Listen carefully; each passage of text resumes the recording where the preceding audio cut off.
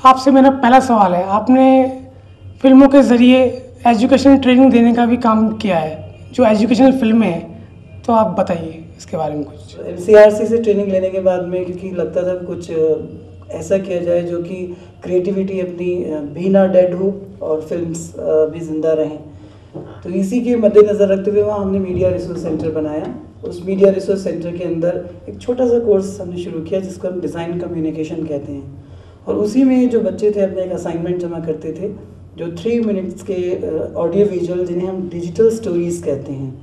Sir, आपके NGO के अंदर फ्लाइंग वर्ड्स नाम का भी एक ग्रुप है, वो क्या काम करता है? रूमी एक मशहूर कवि रहे हैं, सूफ़ी कवि रहे हैं, और रूमी की पोइट्री थी जिसमें लिबर्टी का काफ़ी तस्करा किया गया था।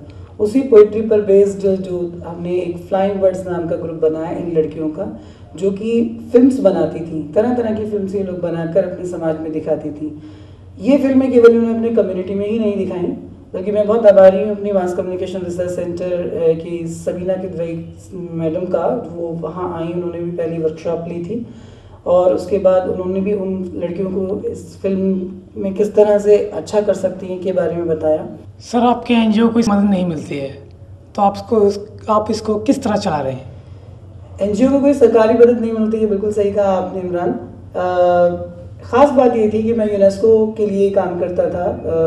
यहाँ से MCRC से ट्रेनिंग कंप्लीट करने के बाद में यूनेस्को का एक प्रोजेक्ट था फाइंडिंग ए वॉइस, तो उसको करते हुए सीलमपुर मुझे साइट दी गई थी, वहाँ पर काफ़ी मैंने वर्क किया, और एथनोग्राफिक एक्शन रिसर्चर वहाँ पर मेरा डेजिग्नेशन था।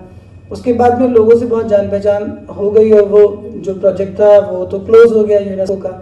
वहीं के लोगों ने मुझको जगह दी, और वहीं के लोगों ने चैरिटी करी, कुछ इंफ्रास्ट्रक्चर वहाँ उन्होंने बना कर दिया, तो इस तरह से एक सेंटर बना जिसको हम मीडिया रिसोर्स सेंटर कहते हैं। और आज भी वही लोग इसको सस्टेन करते हैं। हमारे पास कोई फंडिंग एजेंसी नहीं है जो कि हमको इसको सस्टेनेबल बनाए।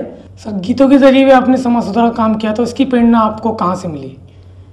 गीतों के ज़रिए जहाँ तक आपने सवाल पूछा है, श्याम बेनेगल जी मेरे आदर्श रहे हैं इस चीज़ के अंदर, और आज भी हैं, और मैं उनका बहुत थैंकफुल हूँ कि वो केवल फिल्मों तक ही नहीं बल्कि उनको हमने MCRC के अंदर भी सुना और उनकी फिल्म्स को उनके साथ ही देखा। सर, भविष्य में आप किस तरह के काम करने की सोच रहे हैं? भविष्य में यही काम है कि ज़्यादा से ज़्यादा एजुकेशन हो, ख़ासतौर से जो पिछड़े वर्ग हैं, दलित एंड माइनॉरिटीज़ जो हैं, उनके लिए मैं काम कर पाऊँ, और उसमें भी बहुत फोकस विमेन एंड चिल्ड्रन मेरा एक मेन मोटिव है। सर, आपने अपना कीमती वक्त हमें दिया, इसके लिए आपका बहुत बहुत शुक्रिया। Thank you ma'am.